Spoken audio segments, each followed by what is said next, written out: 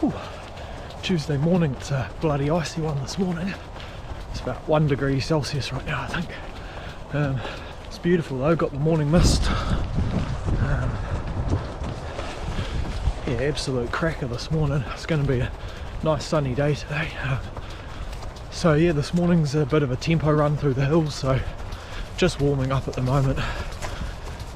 Nice and slow. Usually about 20-30 minute warm up. Takes a little bit extra to warm up in the winter. And then essentially, once the body gives me the signal and says, yep, we're ready to rip, then I just start sending it through the hills for about another 20 to 30 minutes. And that's the workout, plain and simple.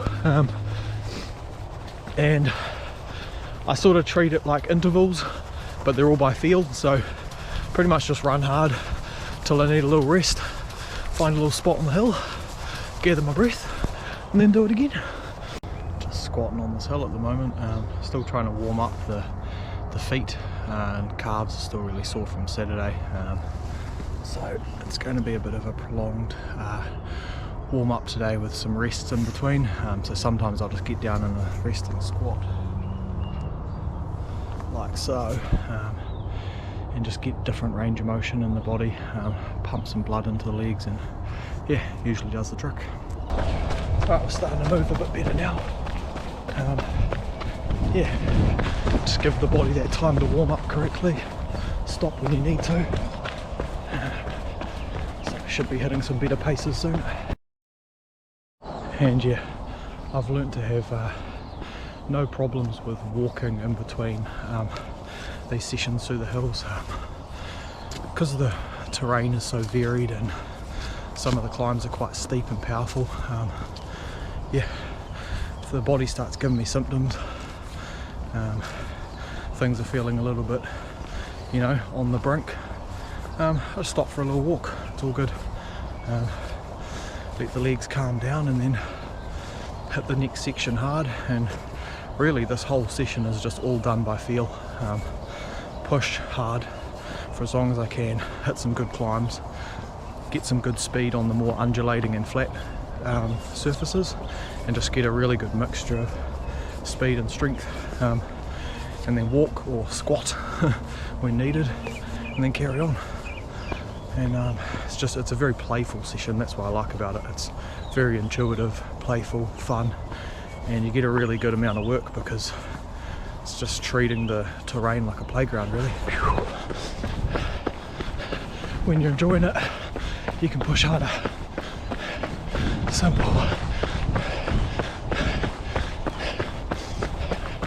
Find fun in the hard training.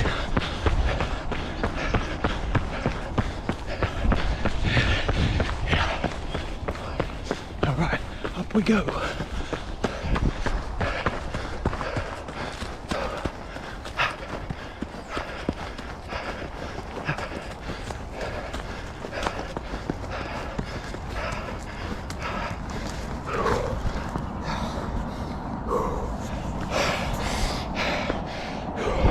Hill sprint. Hell yeah. That was a good push. The downhill's always the fun part.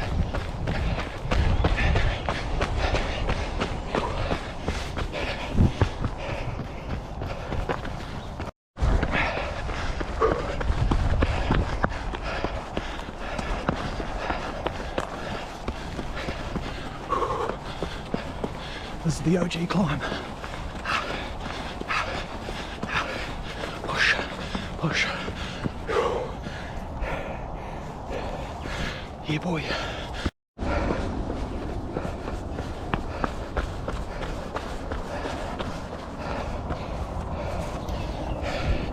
Find a hill, pop a squat, mate.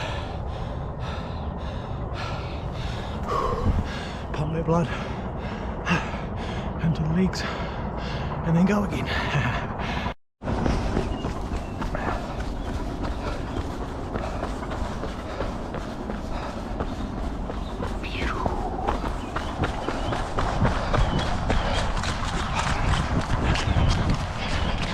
Get that propeller from the downhill and send it.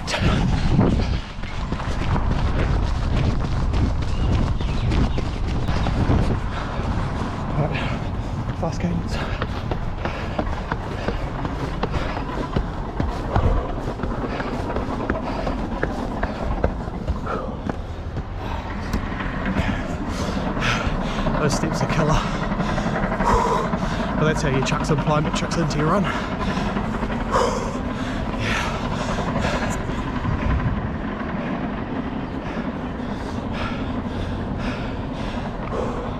Walk for a second and back into it, mate.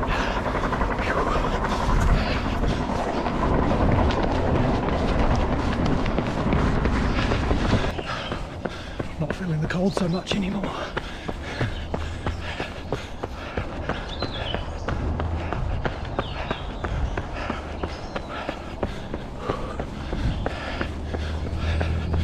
Yeah, sometimes I'll just stop on these bars and just do like a little bit of a stretch, just to sort of loosen things up and just get a bit more mobility and movement in the body if there's certain areas that just aren't quite feeling right. Nice quick opportunity, just takes a minute, stretch out, decompress, and then get back into it. Speaking of, here's another downhill.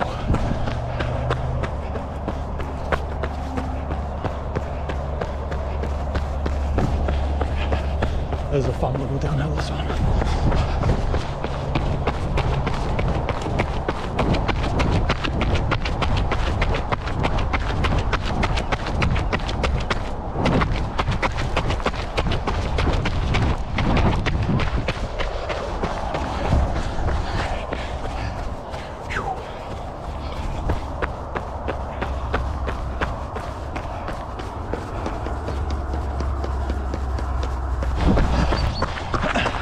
So the downhills kind of push you into a just like a quick stride, and if you ride that momentum of the downhill, yeah, sets you up for a good little section.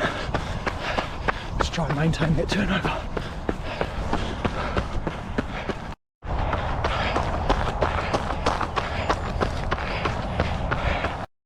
So what I love about this workout is you can't put it on paper. No one would have told me to walk up this hill, but my legs are cooked from that little section I just ran, so I'm walking this hill, simple as that, and before I know it I'll be hissing again. Yeah, fun workout this one.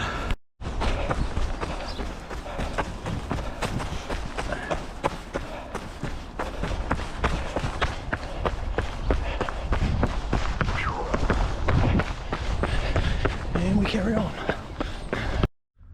Alrighty, back from the run.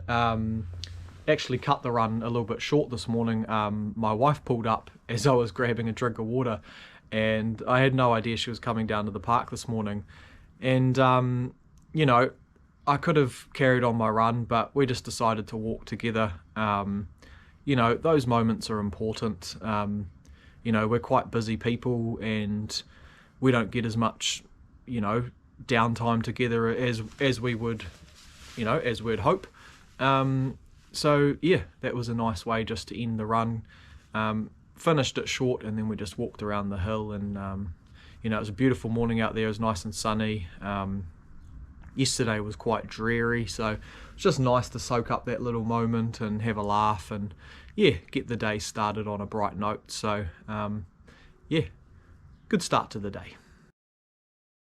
Righty ho down, it is Tuesday evening, finished work about 45 minutes ago, and time to do some strength training, and I just thought I'd bring you along just for a superset that I've been doing a lot lately. It's really helping build the lower body strength for the trails, and it's really, the thing I love about this combo is that it's very scalable.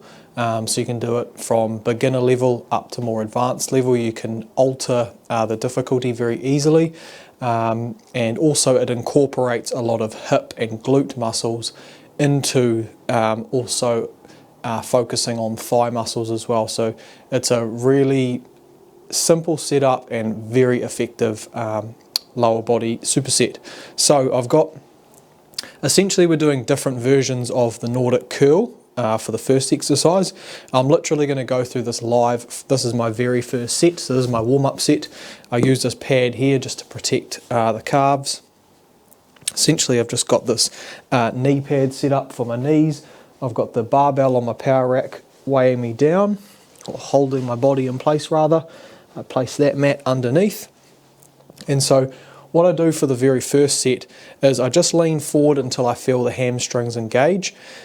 You do need to be really careful when you're warming up, especially if you're new to this exercise. It can quite easily cramp in the hamstrings. But what this is doing, this is working right through all the muscles, through your lower back, into your glutes, into your hamstrings, and even a little bit of calf. And then from here I hinge at the hips. So I'm just stretching out and engaging through the hamstrings here, and then I just pull up.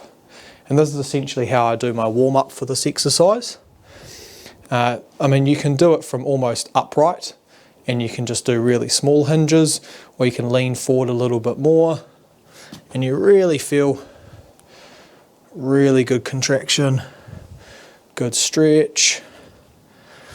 And then once I start feeling a bit more warmed up there, you can literally walk yourself out. So you can walk yourself out, use a bit of a push up for assistance, stretch out the hamstrings here, and then push and pull back to the top. So you can start sort of easing into it that way. Use a good push with the push up, just so it's not cramping the hamstrings, safely warming them up. And you literally go by feel. So you can stick with that first version where you're just doing the hip hinge, and then when your body's warming up, you don't have to do it in the first set, could be second, third, fourth set, whatever. Once it starts warming up, then you can start extending at the knee and varying it up that way. And then what I do is I just grab my mats down here. Also, I'm not doing heat suit training. It is just fucking cold in the garage right now, so that's why I'm dressed up like this.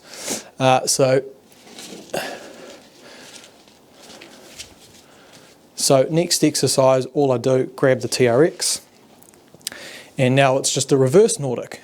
And the great thing about this one is it's working right up into your hip flexors, into your abdominal muscles, and obviously the thigh muscles as well. And even with your foot being in this flexed plantar flexion position, you're actually stretching out the front of your calves in quite a unique way as well. I mean, it is a unique demand on the ankle, so you do have to be a bit careful, but essentially you're using your upper body to assist as you lower down into the reverse Nordic, the stretch. I'm engaging the glutes, pushing the hips forward, engaging through the front of the hips here so they're getting stretched, using my abdominals, and then the arms are just there just to assist on the way up. So same thing like when you're warming up with the Nordic curls. With these reverse Nordics, you just use as much of your upper body as you need, so you can really set your upper body up. You know, I can use a lot of strength here to really assist as I'm getting used to the range. You can do shorter range of motion, you know, like that. And then once you get more warmed up, you can sort of loosen the grip and just use less assistance from the straps. I never like to push these exercises too much, because obviously with all the running, you're not trying to absolutely destroy your legs. But it's just getting really good range of motion, activation. And I mean, this is just such a good strength builder for those downhills when you need more range of motion and when you're really relying on those quad muscles. This exercise is just absolutely killer. So yeah, that's pretty much, I've been using this combo because I've had chronic hamstring issues in this left hamstring for years. That Nordic curl has, I wouldn't say completely solved the problem yet, but as the more I've been doing them, the more consistent over the past few months, the problem's just getting less and less, and the hamstrings are just getting stronger and stronger. And same with that hip injury. It started off with a hip injury, ended up with a really bad lower back injury, and the reverse Nordics I just did with the TRX, they've been helping build up the front of the hip strength as well. So such a good combo.